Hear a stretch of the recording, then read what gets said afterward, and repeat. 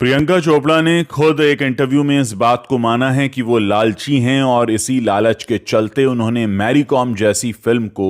स्वीकार किया था। आप सभी जानते हैं आज से 8 साल पहले ये फिल्म आई थी और जिस वक्त ये फिल्म आई थी उस वक्त भी और आज तक एक बात बार बार कही जाती है कि मैरी कॉम के लिए प्रियंका चोपड़ा को क्यों चुना गया, जबकि वो मैरी कॉम की तरह बिल्कुल नहीं दिखती हैं। आप सभी जानते हैं कि अगर बायोपिक बन रही हो या किसी के जीवन पर आधारित कोई ऐसी फिल्म बन रही हो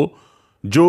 व्यक्ति जैसा दिखता है उसके जैसा ही उस एक्टर को दिखना होता है, तभी लोग रिलेट कर पाते हैं। और ये सब इस बात को मानते हैं कि मैरी कॉम जैसी दिखती हैं,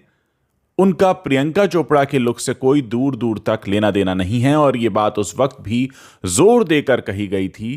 कि नॉर्थ ईस्ट की किसी फीमेल एक्टर को लिया जाना चाहिए था और बहुत से ऐसे नाम हो सकते थे जो मैरी कॉम का रोल कर सकते थे, लेकिन उन सब का हक मारकर, उन सब का हक छीन कर प्रियंका चोपड़ा को दिया गया। अब आज 8 साल बाद प्रियंका चोपड़ा इस बात को स्वीकार कर रही हैं कि क्योंकि वो लालची थी इसीलिए उन्होंने इस फिल्म को करना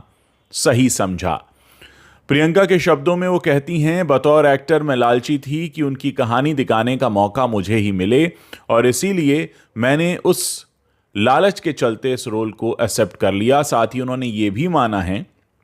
कि वो मैरी कॉम का रोल प्ले करते वक्त काफ़ी संकोच महसूस कर रही थीं, क्योंकि मैरी एक जीती जागती आइकन है और उन्होंने कई फीमेल एथलीट्स को प्रेरित भी किया है। लेकिन ये उतना ही सच है जितना सच ये है कि मेरी शक्ल उनकी जैसी नहीं दिखती, लेकिन फिर भी क्योंकि ये रोल मेरे पास आया था इसलिए मैंने ये रोल कर लिया। यानी आप सोचिए कि अपने करियर के उस मुकाम पर प्रियंका चोपड़ा ने मैरी कॉम जैसी फिल्म की जो कि उनकी जगह किसी और को मिल सकती थी, किसी ऐसे डिजर्विंग एक्ट्रेस को मिल सकती थी जो कि नॉर्थ ईस्ट से आती हो, जो मैरी कॉम जैसी दिखती हो, लेकिन उसका हक मारने में प्रियंका चोपड़ा ने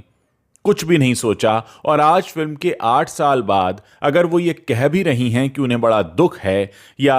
उन्होंने लालच के चलते ये फिल्म कर दी थी, तो आप सोचिए